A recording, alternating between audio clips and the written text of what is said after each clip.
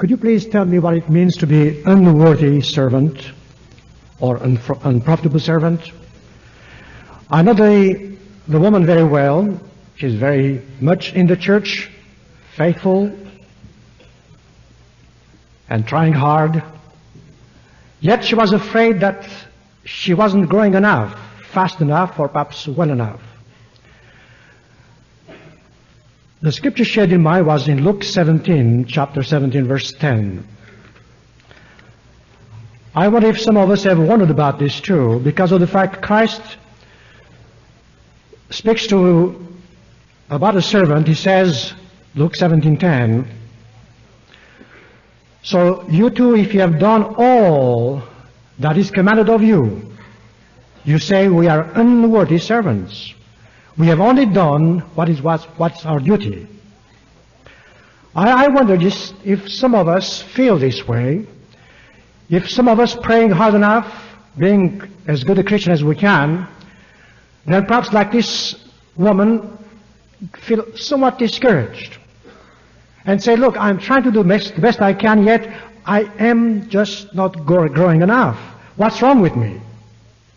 Am I really being unworthy? Now, of course, with Passover approaching, and all of us have to start examining ourselves to really see if we are truly Christians.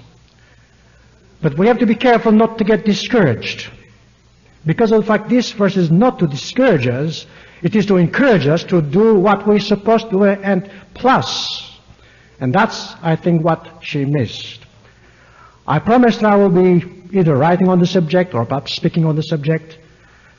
And here I am. I don't know if she's here, but I hope that somehow she might hear about this sermon, because I want to explain what Luke 17:10 really means.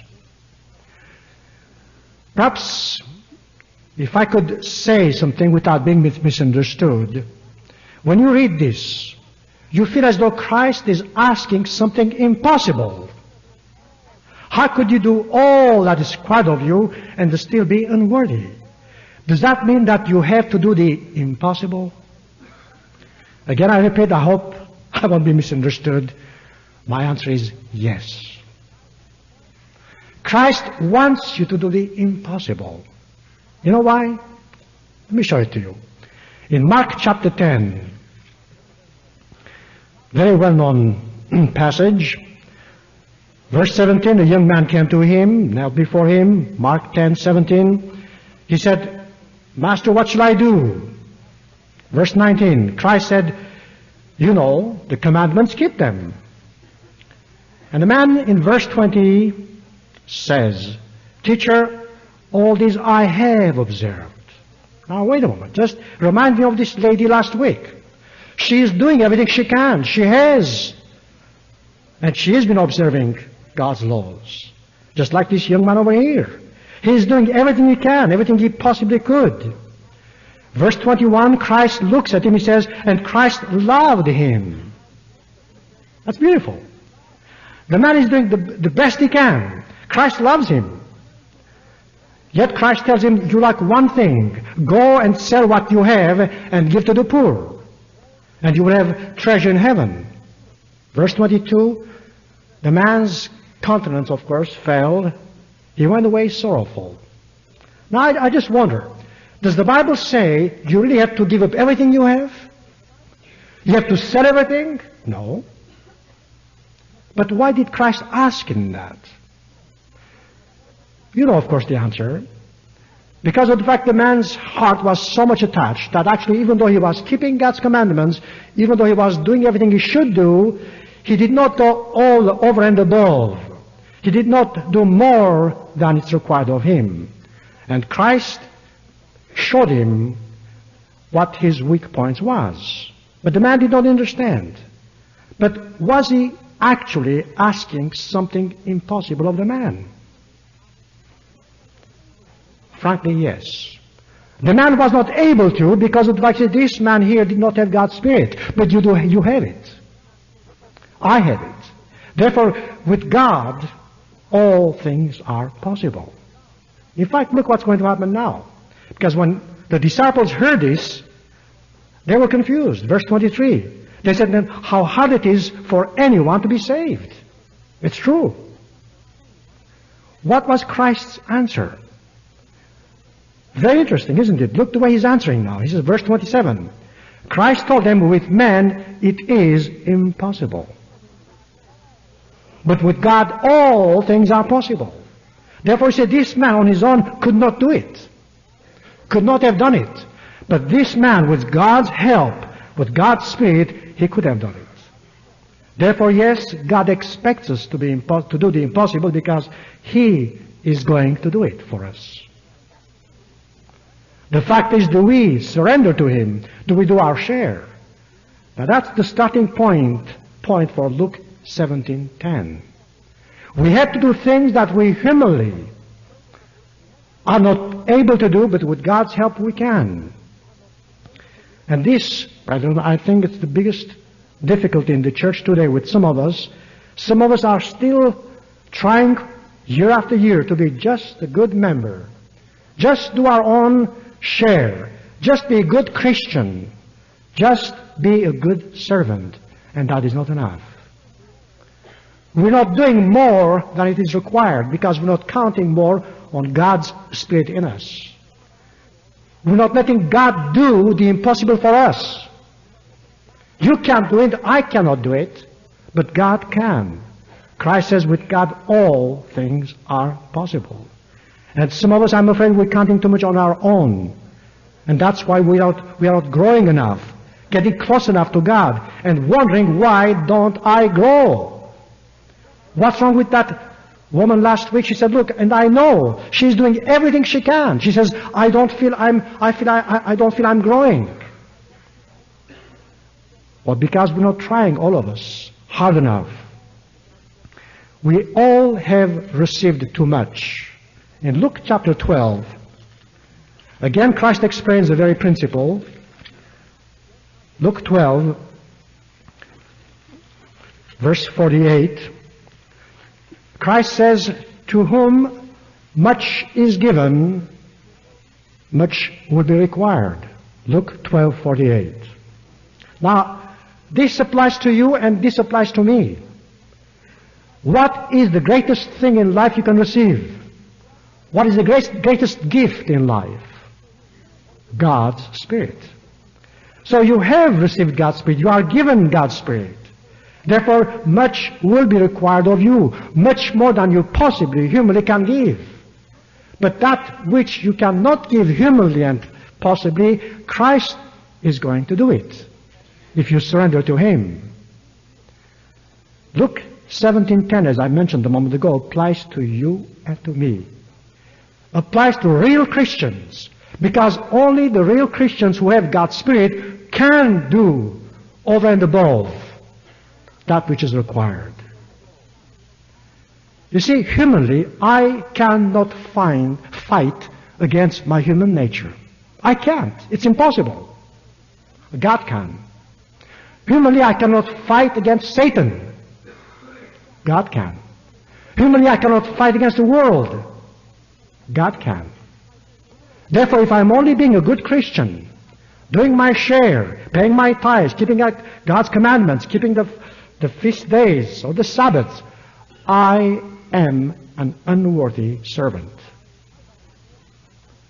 Because I'm not fighting enough with God's Spirit to overcome that which he alone can do with his Spirit.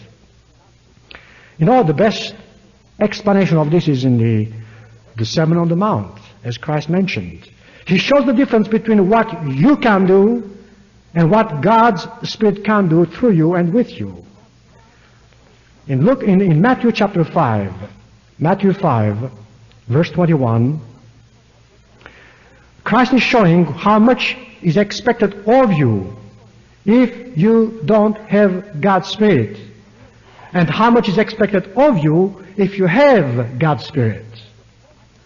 Look, Matthew 5:21. He says, you have heard it said of old that you should not kill. Now that's humanly it's possible. I can be a person, train myself not to kill. I can go as far as that. I can perhaps have a nice education. Verse 22, but I, Christ, say to you, that everyone who is angry with his brother shall be liable to judgment. Whoever insults his brother shall be liable to the council. Now this is the part which is, humanly speaking, impossible. Which makes you and which makes me worthy servant if we do it with God's help. The whole difference between the world and us, brethren, they can be as good as we are, or we can, but they cannot obey verse 22 without God's help. And you can't unless you have God's Spirit. The fact remains, are you doing it? How many of us who believe not to kill, we don't kill, transgress verse 22, Matthew 5:22, we get angry, we insult our brother. Therefore, at the end, we find ourselves being unworthy. I hope you get the point. Again, verse 27, Christ says, you have heard you should not commit adultery. Fine, we don't. I hope we don't. But he says, I say to you, verse 28, even if you look at a woman lustfully, you have committed adultery. Now this is that part which makes the difference between being worthy and unworthy. I might spend all my life as a Christian being faithful to my wife, but I might still transgress this law if I look at a woman lustfully. Therefore I become an unworthy servant. I can only succeed in this if I let Christ in me work through me and guide me and help me. Therefore, again, I repeat, it is impossible for man, but all things are possible with God. Verse 33, you have heard it said, you shall not swear. Well, anyone in the world can learn this thing. Anyone in the world can practice this thing. But Christ said, verse 34, but I say to you. And then he tells you how never to swear. Again, this only could be achieved by and with God's Spirit. And then goes a bit further, much harder. And that's the whole difference between being worthy and unworthy servant. Verse 43. You have heard it said, you shall love your neighbor and hate your enemy. This is humanly possible. Anyone can do it. There are lots of good people on the face of the earth, not in the church, who will obey this commandment very gladly. It's very simple. But Christ says that isn't what makes you worthy or profitable servant. You have to go a bit farther. He says, but I, verse 44, but I say to you, love your enemies. Now this is impossible for you and for me unless we let God's Spirit do it through us. You can't. You can't really love your enemy unless you have God's Spirit in you. He says, pray for those who persecute you. It takes a lot of God's Spirit. This is what makes it impossible, yet God makes it possible for us. He says, so that, verse 45, so that you may be sons of your Father. Beautiful. Now you can see the way we can be changing and letting God do the impossible for us in order for us to become worthy in His eyes. You know, it's very easy to love a friend.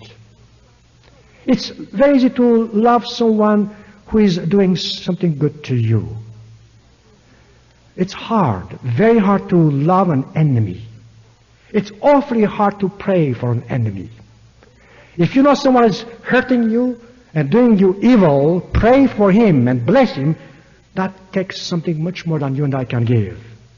And that's what Christ wants us to learn. Otherwise, you see, if you're just going to love the people who love you, I should say you don't have anything more than the people in the world. You are just like the other people, therefore you are an unworthy servant. In John chapter 13, again Christ shows the difference between worthy and unworthy servants by showing how to love. He says, verse 34, John 13:34, He says, a new commandment I give you, that you love one another. Now wait a moment, this is not new. This is the old commandment. This is the one you find in Deuteronomy. That is the part anyone can do if you learn. But what comes afterwards is what makes the difference between a worthy and unworthy servant, between one who has God's Spirit and one who doesn't, between one who does the impossible and one who doesn't. And that's the following part of the verse. He says, you have to love one another as I have loved you, that you also love one another. This is the part which makes it different. You have to love someone as Christ loves you. That's a whole difference. Total difference, I should say. And that's the only way you can do with God's Spirit. Therefore, you see, when you start wondering why you aren't growing enough, what's wrong with you? It's very possible you are just being a good Christian, which is not good enough for God. You have to go over and above. You have to go much farther. Do something which, humanly speaking, is not possible. And with God's help, you will do it. Again, back in Matthew chapter 5, Matthew 5, because that's where Christ really explains what the whole difference is between being worthy and unworthy. He tells you something else as to how to be worthy. Matthew 5. Verse 46, I'll just go a bit further from what I read a moment ago. He says, For if you love those who love you, what reward have you? Anyone can do it. Any Christian, any Muslim, anyone can do it. That's easy. And it says, do not even the tax collectors or the Gentiles do the same? Verse 47, if you salute only your brethren, or help them, or serve them, what more are you doing than others? Do not even the Gentiles do the same? Then he says, be you perfect. You cannot be perfect unless you have God's Spirit in you. And that's again what makes you be profitable servant. You see, brother, otherwise we get frustrated. Time and again, year after year after year, for many years in the Church of God, people have wondered why they don't grow fast enough. What's wrong with me, they ask. What's wrong with you? It's very simple. You are only doing what's required of you. And that's the whole problem. You're not doing more. And the more, I repeat, is only what Christ can do through you. We must excel, brethren, excel in everything. We must excel as Christians. We must excel as church members. We must excel. When you compare to the world, no one in the world should be as good a Christian as we are. And we can only do that with the Spirit of Christ in us. You know, for years, Mr. Armstrong has tried to excel in everything he does. You heard a moment ago how beautiful it is where he is, Tucson and everything else fine. But look at the campus around here.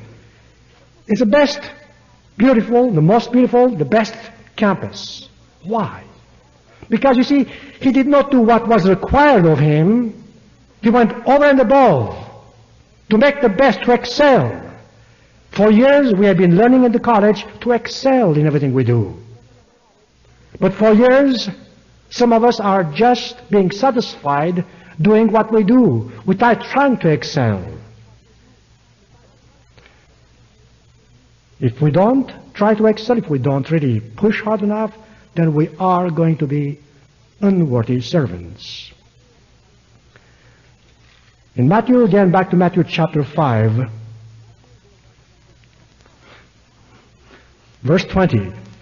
How often have you read this verse, and how often have you applied to yourself? Matthew 5:20. Christ says, for I tell you, unless your righteousness exceeds that the scribes of the Pharisees, you will never enter the kingdom of heaven. Now wait a moment. Unless my righteousness exceeds that of the scribes and the Pharisees. How can I? I can't. I can only do with Christ's help.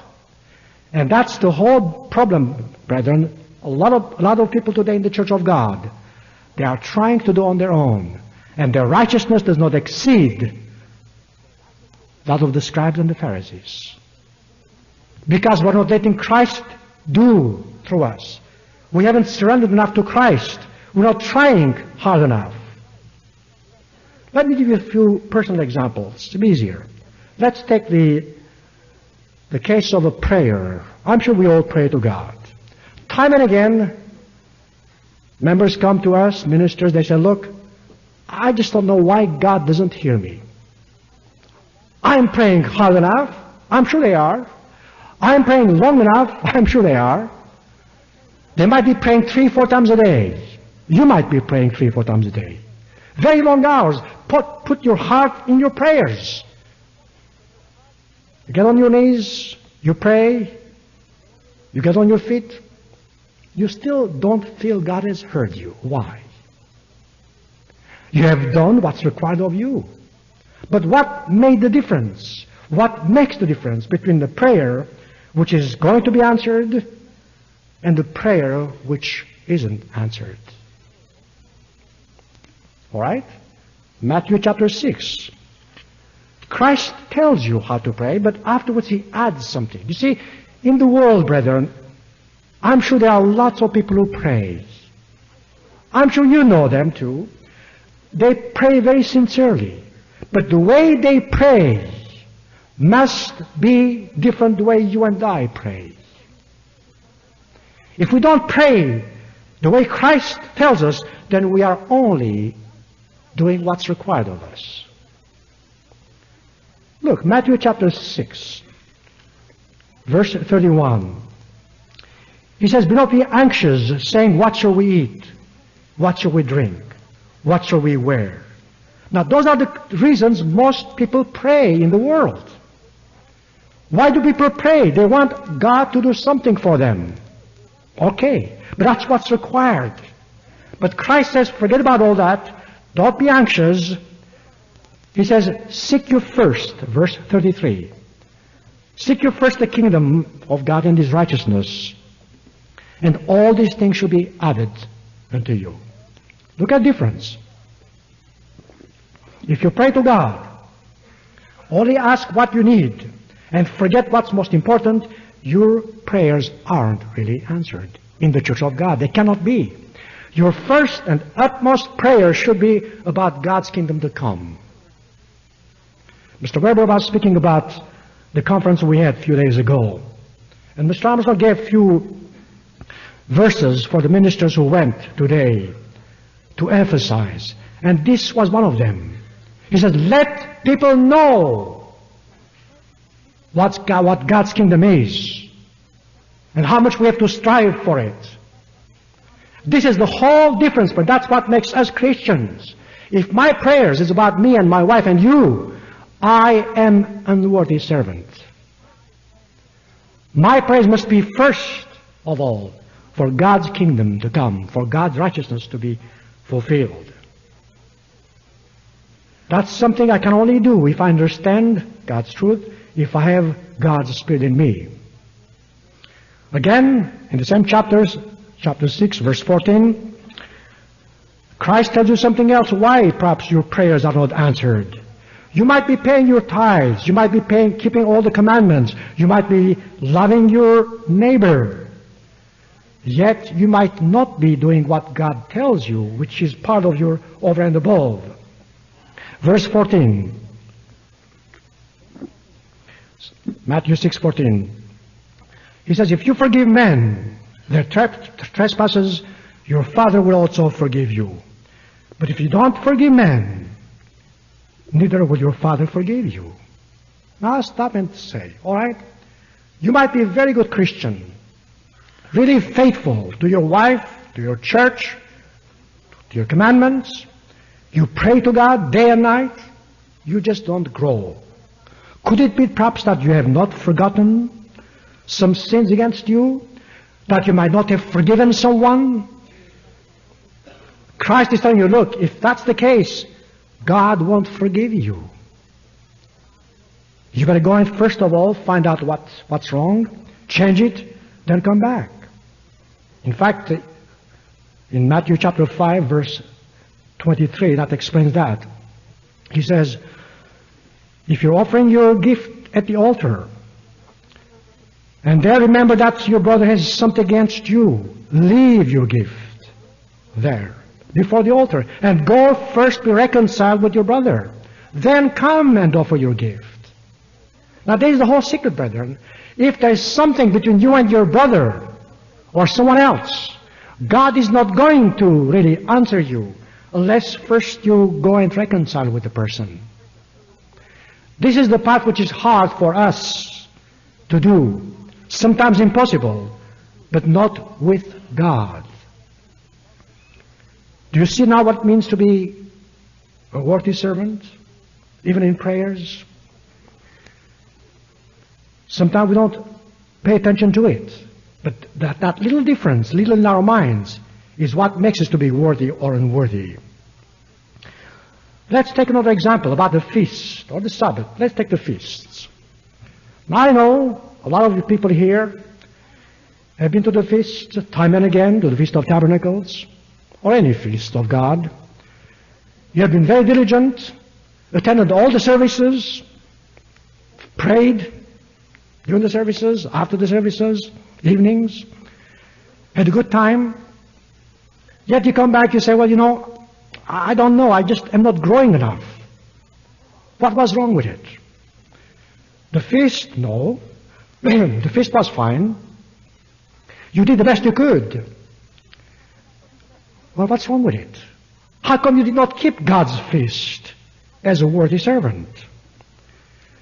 Back in Deuteronomy chapter 16, God shows you how to keep a feast. Deuteronomy chapter 16.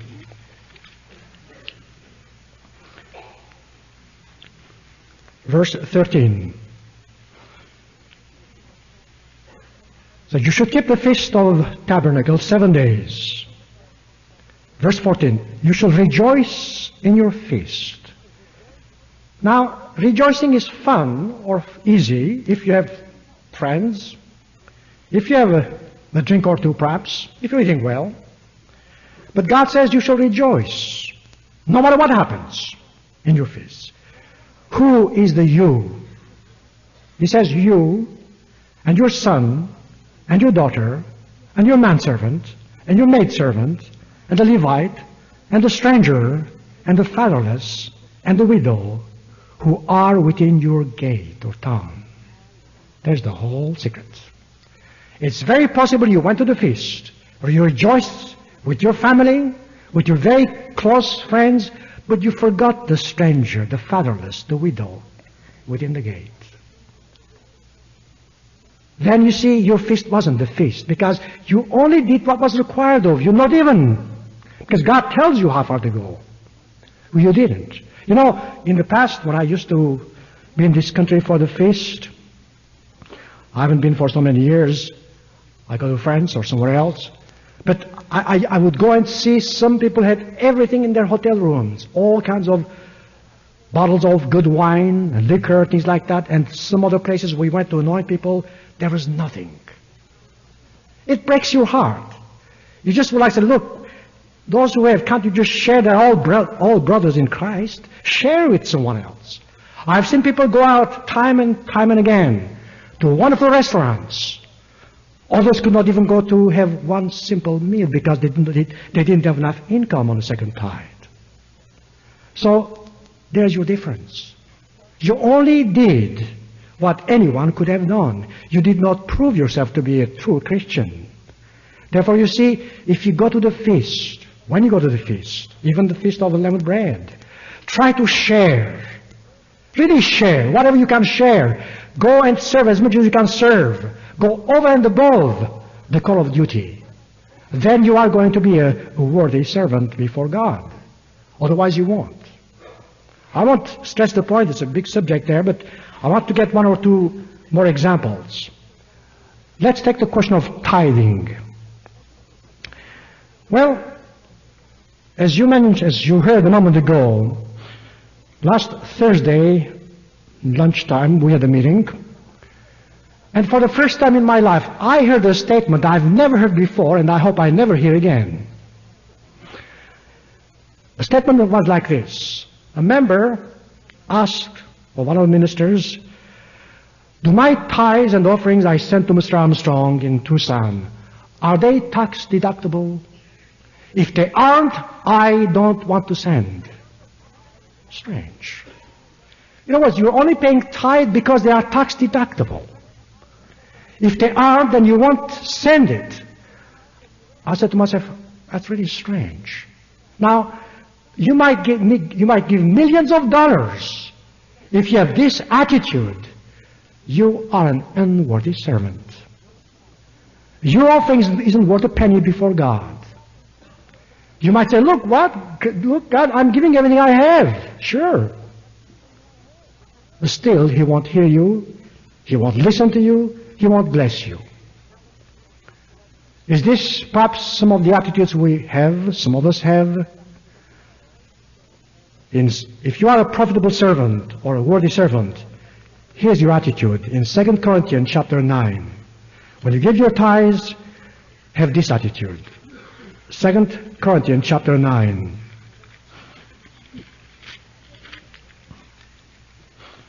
Verse 7. It says, each one must do as he has made up his mind. Fine. If you have made up your mind, do it. That's the average. Anyone will do it. Not reluctantly or under compulsion for God, but God loves a cheerful giver. Now, to be a cheerful giver, you really would like to do it. You want to feel you're doing right, and you should really feel that what you're doing is going to help. Not because you're going to get something back. Tithe paying is a law, but you can keep the law and still be unprofitable. Just like the Sabbath laws, you can keep the Sabbath and still be unprofitable. You might keep all of God's commandments and still be unprofitable servant. Like this young man who went to Christ saying, what do I do? The man was keeping all the commandments, yet he was unprofitable servant. You might have paid and be paying all of your tithes month after month, week after week, regularly. You're still unprofitable servant unless your attitude is right, unless your heart is right. In Luke chapter 21, Christ shows again a wonderful example about how to pay your tithe, how to do something for someone. Luke 21, verse 1. He looked up and saw the rich putting their gifts into the treasury. Fine. Anyone can do it. You know, there are lots of people in this country, they give to charity because they have a lot of money. It's tax deductible. That's not a reward to you. So Christ is watching here, people just give the money, all the rich people. Verse 2, and he saw a poor widow put in 2 copper coins. Verse 3, he says, truly I tell you, this poor widow has put in more than any or all of them. He didn't, did she? She didn't put that much, no. But what she put in was with the right attitude, and there's something more yet. Verse 4. Because the others gave from their abundance, but this woman gave out of her poverty all that she had. You see, this woman here proved to be a worthy servant. And perhaps the other rich people, they were unworthy. They were only doing what was required of them. To make this clear, perhaps let's go back to Matthew chapter 23. Remember Christ said that your righteousness should exceed that of the scribes and Pharisees. Here's your Pharisees, chapter 23. Did they pay tithes? Yes, they pay tithes. Do you pay tithes? I hope you do. Do you feel worthy? I hope you do. But if you don't, maybe you're guilty of it, just like the Pharisees were. Matthew 23:23. Christ says, "Woe to you, scribes and Pharisees, hypocrites, for you tithe the mint and dill and the cumin and so forth, but it says you have neglected the matters of the law, which are the law, the justice, the mercy, and the faith." Now let's go back. If you don't really do your share in justice and mercy and faith, your tithes are not going to make you a worthy servant. That's what Christ says. He says, you ought to have done these things without neglecting the others. In other words, sure you pay your tithes, but the way you pay, the manner you pay, and at the same time you show mercy and faith and love, that's what makes you a cheerful giver. That's what makes you a Christian. Otherwise, anyone can do it. I hope you get the point, brethren. That's the whole difference between a worthy and unworthy servant. Let me give you another example of a woman who was very close to God, and she did over and above what was required of her in Acts chapter 9. Acts 9.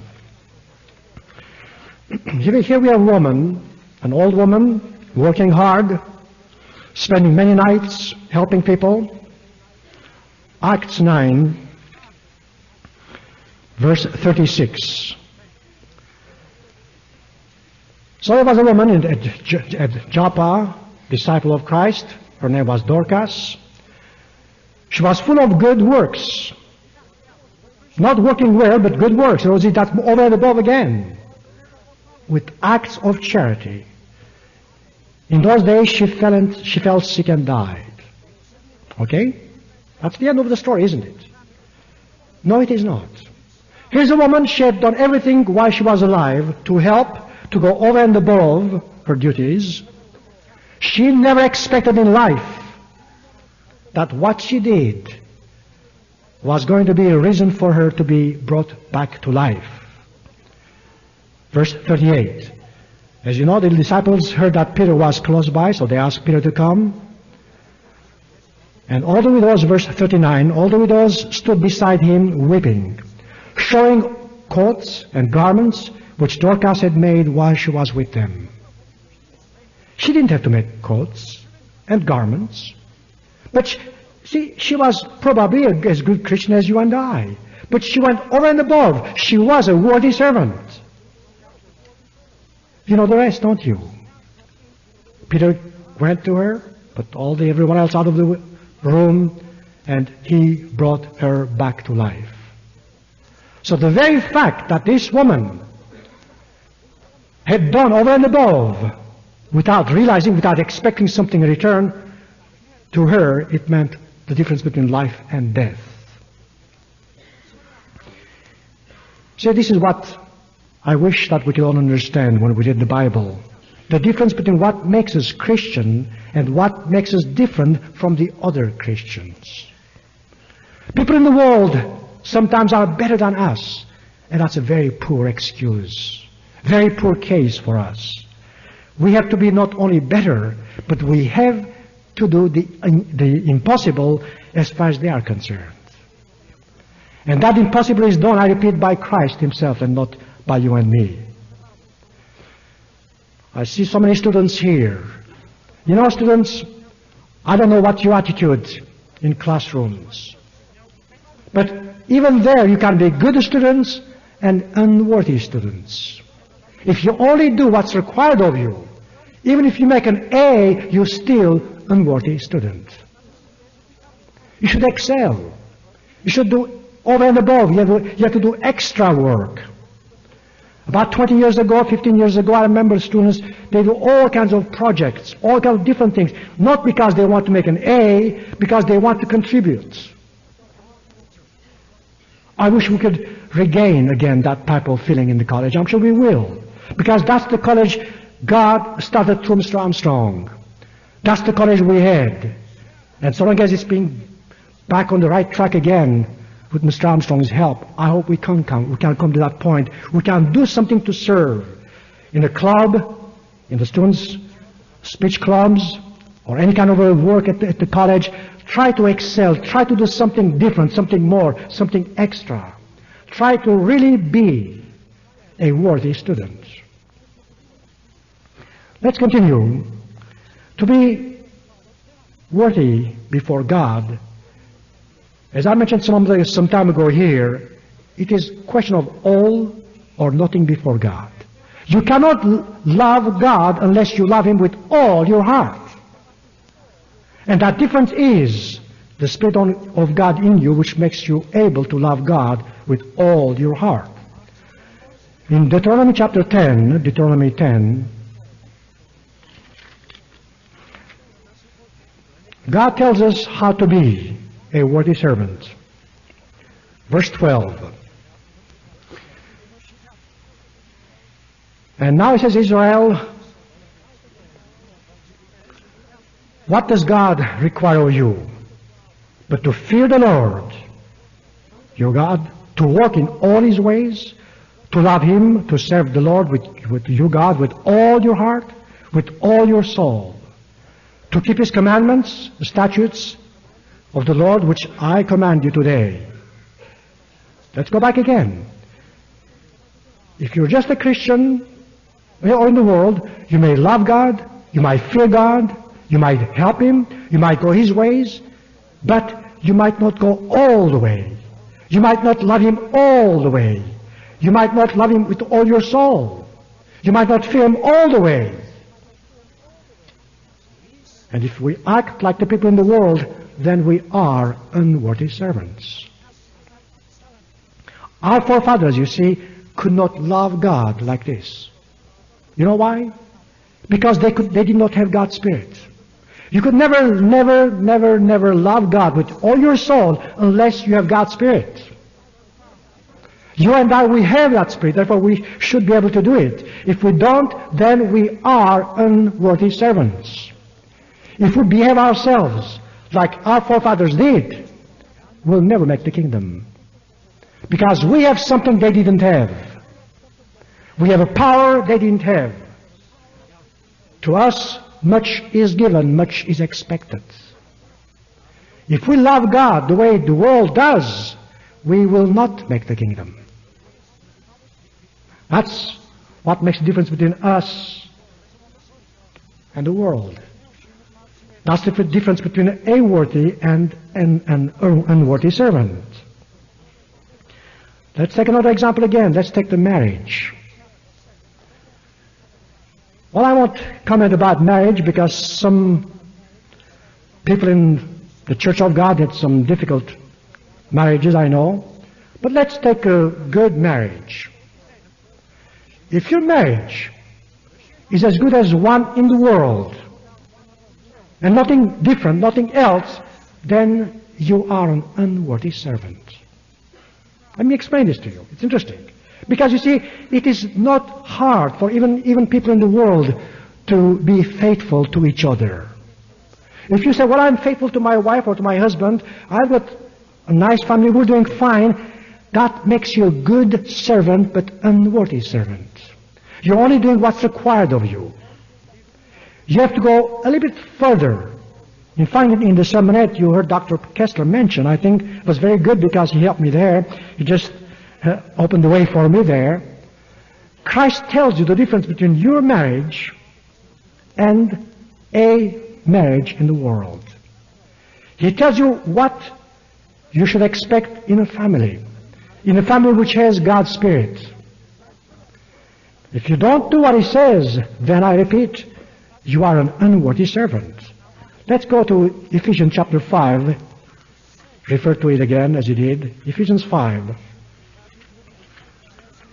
And he pointed out very well that some of us might have missed the point. And we have missed the point. Some people say, look, I'm trying to do the best I can with my wife. We just don't get along together very well. Or the wife will say, well, I don't understand my husband. What's wrong with us? What's wrong with you is very simple. God is not the center in your family. You are only being or acting like anyone else does. You have to act the way Christ wants you to act. In Ephesians chapter 5, verse 22, wives, be subject to your husbands as to the Lord. Now, that as to the Lord makes the difference.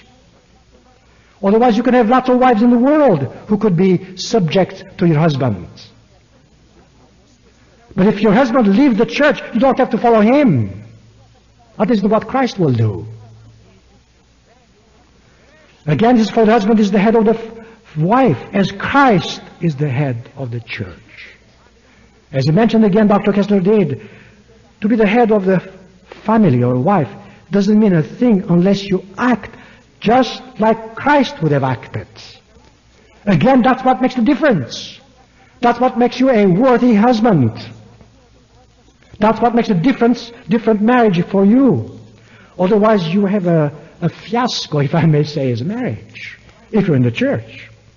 Likewise, you go a bit further, verse 25, husbands, love your wives as Christ loved the church and gave himself for her. That part, as Christ loves, is the impossible part which Christ will do through us and for us. That's what makes a woman worthy. That's what makes a husband worthy. You see, brethren, too long some of us have been in the church and we have taken much for granted. Life in the church of God has become for some of us a routine type of a life. You keep the Sabbath, you keep the feasts, you keep the commandments, you pay your tithes, you pray, you get on your knees, you get up. Just like that man who went to see Christ, he said, look, Christ said he was an unworthy servant. I think too many of us in the church of God really have become lukewarm in our attitude toward God and just doing enough to get by. Not only that is not sufficient, but it makes you unworthy. You see, if you have a nice family, a nice atmosphere in your family, a wife, children, husband, even that, if you are doing what Christ says, if you're doing the way he loved, the way he served, then you will go a little bit further. You will go, let me take to the James, chapter 1, James 1. This is what you should do with your wife and your husband and your children. You have to share your happiness with them. James 1, verse 26. If anyone thinks that he is religious, does not bridle his tongue, he deceives himself. Therefore, you see, it's vain. Verse 27, religion, he says, that is pure and undefiled before God and the Father is to visit the orphans and the widows in their affliction. Now, do you do that, brethren? Do I do it? Do we do it enough? I may have a good family, I might be a good husband, have a good wife. Do we really go and share what we have with the orphans and the widows? How often do you hear from this pulpit, go and visit someone who is in need? That's what will make you a worthy husband, a worthy wife, a worthy child, a worthy member of God's church. I think all of us should understand, brethren, that there is something that we are all lacking, and that's hard work. We don't want to work hard. We're lazy. You heard a moment ago, Armstrong at 87 is still working so hard. To me, ever since I have known him, he has done nothing but hard work. Because he knows what it means to be a profitable servant. And sometimes we just do what's required. We don't push enough. We don't work hard enough. As he himself said, he said, at 87, he says, the difference is I have to push a little harder. Yes, he has to push a little harder, but how about us? Does that mean we have to push a little less? No. We have to push harder than he does. Because we are younger, but we don't. It is high time we realize, brethren, that to be a Christian, it is a hard work. It takes pushing. It takes working. It takes going against your will, against Satan's temptation, against the will of the world. Are you ready, brethren? a worthy servant? Christ showed us how to work. Could you read the Bible? Could you read all the Gospels and see any place where you can find Christ taking things easy, taking life easy? No, every time you see him, he's working hard. Did he go over and above his duties? Yes. Did he do more than required of him? Yes. He came for a mission. He fulfilled the mission. But as he fulfilled the mission, he helped the needy, he healed the sick, he prayed for the enemies, he forgave the trespasses of those who were against him. He did. He showed us what to do. Yes, Christ did go over and above the call of duty. And he set us an example to do the same thing. The apostles did, Paul did. And today Mr. Armstrong is showing us the example. You know, some of us have a wrong impression. We think that if God doesn't see, if someone doesn't see, then we don't have to work hard. Let me tell you something. There was a story about, not too long ago, one of the American writers, he's a doctor, he said one of his nurses was working day and night in the hospital, and really just working so hard. The doctor went to her, he said, "Look, nurse, you're just doing too much. You better slow down. No one expects you to work that hard." And he says, in fact, he says, no one even sees what you're doing, except few people.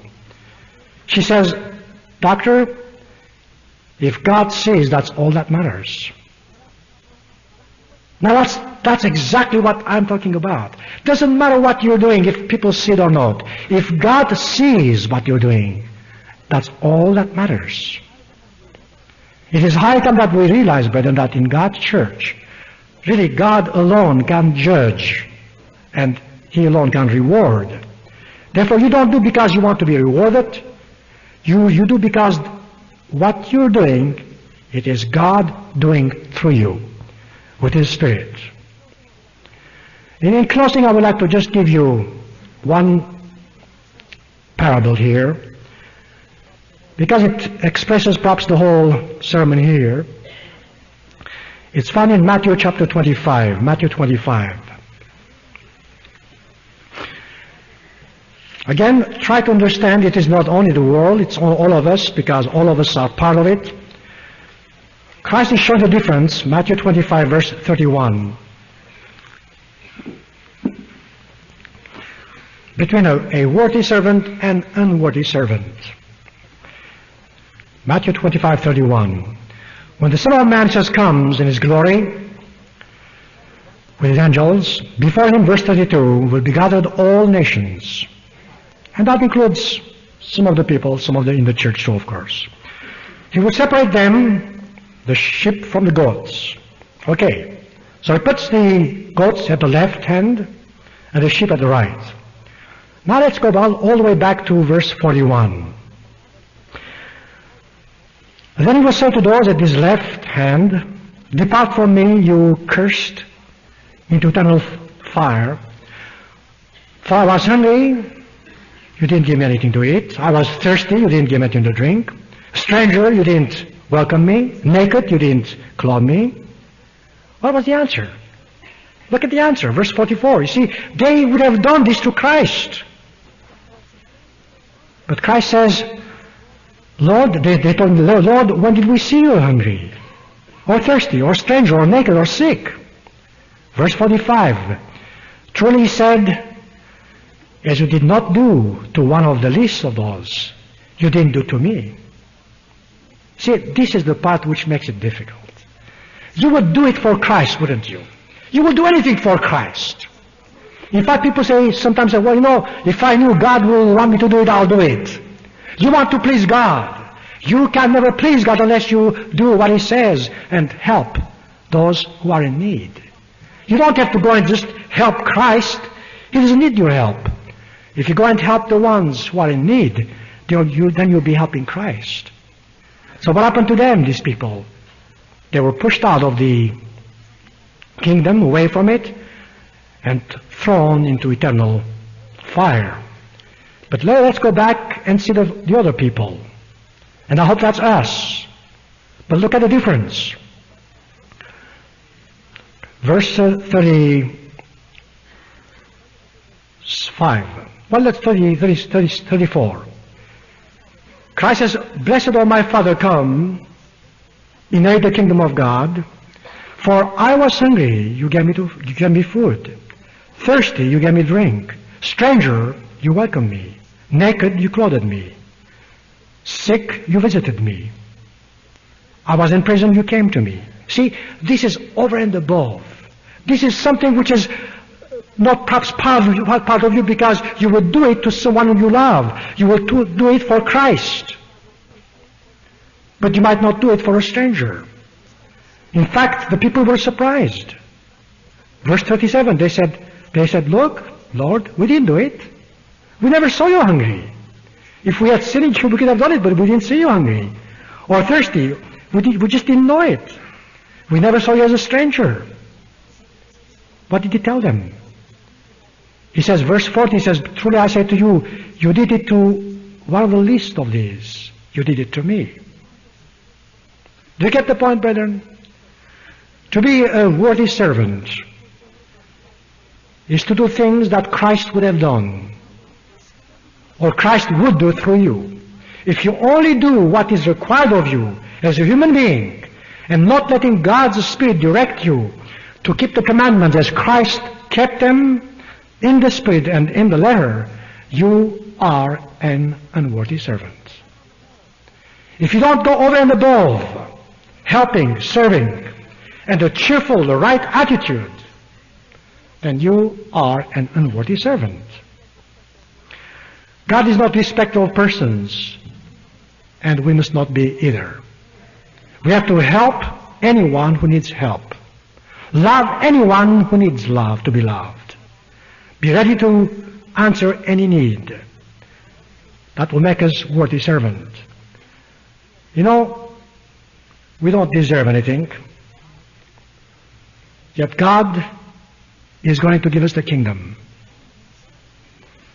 He didn't have to. He's giving us more than we deserve. Then we also have to give more than someone else deserves. Don't ever judge anyone. Don't say he's not worthy, because you aren't worthy. I'm not worthy.